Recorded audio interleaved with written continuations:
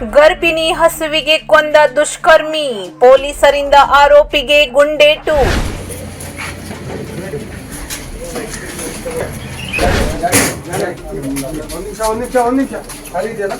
ಸಿದ್ದರಾಮೇಶ್ವರ ಅವರು ಫೈಜನ್ ಕಾಲ್ಗೆ ಒಂದು ಸುತ್ತಿನ ಗುಂಡನ್ನ ಹಾರಿಸಿದ್ದಾರೆ. ಹಸುವಿನ ರಕ್ತದ ಕಲೆಯನ್ನು ಬೆನ್ನಟ್ಟಿದ ಪೊಲೀಸರು, ಬಲೆಗೆ ಬಿದ್ದ ದುಷ್ಕರ್ಮಿಗಳು. ಗೋ ಹಂತಕರ ಬಗ್ಗೆ ಸುಳಿವು ಕೊಟ್ಟವರಿಗೆ 50,000 ರೂಪಾಯಿ ಬಹುಮಾನ ಘೋಷಣೆ. ಗರ್ಭಿಣಿ ಹಸುವಿಗೆ ಕೊಂದ ಮಾಂಸವನ್ನು ಹಂಚಿಕೊಂಡ ದುಷ್ಕರ್ಮಿಗಳು. ಉತ್ತರ ಕನ್ನಡ ಜಿಲ್ಲೆಯ ಹೊನ್ನಾವರದಲ್ಲಿ ದನದ ತಲೆ ಕಾಲು ಕಡಿದು ಮಾಂಸ ಕದ್ದೊಯ್ದ ಪ್ರಕರಣದಲ್ಲಿ ಆರೋಪಿ ಫೈಜನ್ ಕಾಲಿಗೆ ಶೂಟ್ ಮಾಡಿ ಆಸ್ಪತ್ರೆಗೆ ಕಳುಹಿಸಿದ ಪೊಲೀಸರು. ಗಾಯಗೊಂಡು ಆಸ್ಪತ್ರೆಯಲ್ಲಿ ದಾಖಲಾದ ಪೊಲೀಸರನ್ನು ವಿಚಾರಿಸಿದ ಉತ್ತರ ಕನ್ನಡ ಜಿಲ್ಲಾ ಎಸ್ಪಿ, ಘಟನೆಯ ಬಳಿಕ ಹೊನ್ನಾವರದಲ್ಲಿ ರಾತ್ರಿ ಮಾಧ್ಯಮದ ಜೊತೆಗೆ ಮಾತನಾಡಿದ ಎಸ್ಪಿ ಎಂ ನಾರಾಯಣ್ ಅವರು, ಸ್ಥಳ ಮಹಜರಿಗೆ ತೆರಳಿದಾಗ ಆರೋಪಿ ಫೈಜನ್ ತಪ್ಪಿಸಿ ಪೊಲೀಸರ ಮೇಲೆ ಮಾರಕಾಸ್ತ್ರದಿಂದ ಹಲ್ಲೆ ಮಾಡಿದ್ದ.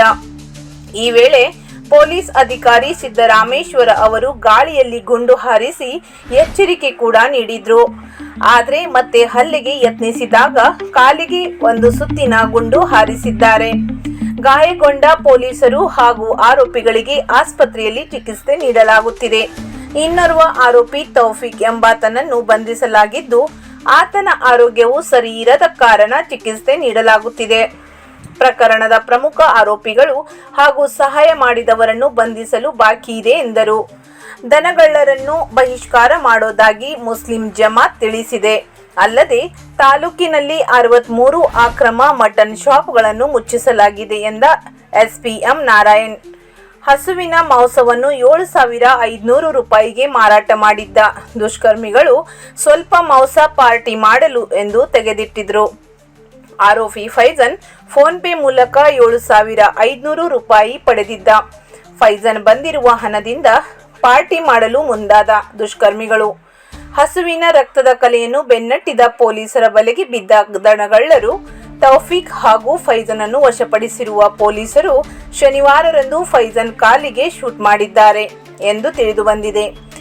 ಇನ್ನುಳಿದ 2 ಆರೋಪಿಗಳಿಗೆ ಶೋಧ ಕಾರ್ಯಾಚರಣೆ ಮುಂದುವರೆದಿದೆ. ಈ ಕೃತ್ಯಕ್ಕೆ 2 ಹಿಂದೂಗಳು ಕೂಡ ಸಾಥ್ ಕೊಟ್ಟಿದ್ದಾರೆ ಎಂಬ ಅನುಮಾನ ಇದೆ ಎಂದ ಎಸ್ಪಿ ಎಂ ನಾರಾಯಣ್.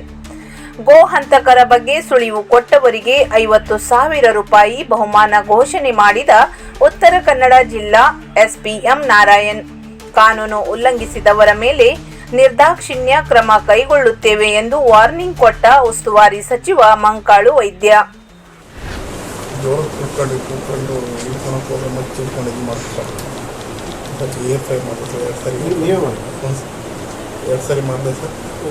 ನನ್ನ ಮೇಲೆ ಬಂದ ಸರ್, ನೀವು ಚೆನ್ನಾಗಿ ಸರ್ 3 ಜನ ಇದ್ವಿ ಸರ್. ಬಟ್ ಅಲ್ವಾಗಿದ್ದ ಸರ್, ಮತ್ತು ಮಚ್ಚಿ ಬೇರೆ ಕೈ ಸಿಕ್ತು ಸರ್. ಹೋಗೋಕೆ ಇತ್ತು ಸರ್.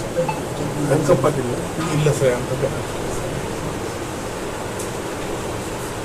ಮನೆಗೆ ಮಾತ್ರ ಸರ್ ಬ್ಯಾಕ್ ಫುಲ್ಲು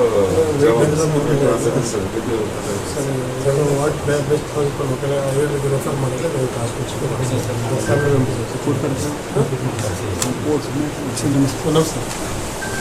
ಗಜಲ್ ಆಯ್ತಲ್ಲ, ಗಜಲ್ ಏನಾಗಿದೆ ಫುಲ್ ಸ್ಕ್ರಾಚಸ್. ಏನಾಯ್ತು? ಪಂಚನಮ್ಮಗೆ ಕಾಣಿಸ್ತಿತ್ತು. ನೀವು ರೈಟ್ರಾ? ಹಾಂ ಅಲ್ಲಿ ಪಂಚನಮ್ಮಗೆ ಮತ್ತೆ ಕಾಣಿಸ್ತಿತ್ತು. ಒಂದೇ ಸಲ ಎಲ್ಲ ಜಂಗಲಿತ್ತು. ಅದು ಮಾಡೋಕ್ಕಾಗಿಲ್ಲ.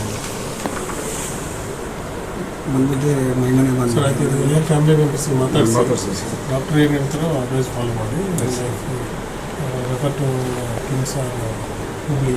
ಕಾರವಾರ ಸರಿ ಇಲ್ಲ ಸರ್. ಡಾಕ್ಟರ್ಸ್ ಏನು ಹೇಳ್ತಾರೋ ಚೆಕ್ ಮಾಡಿ ಫ್ಯಾಮಿಲಿ ಮೆಂಬರ್ಸ್ಗೆ ಮಾತಾಡ್ಸಿ. ಡೋಂಟ್ ವರಿ, ಏನಾಗಲ್ಲ. Take care.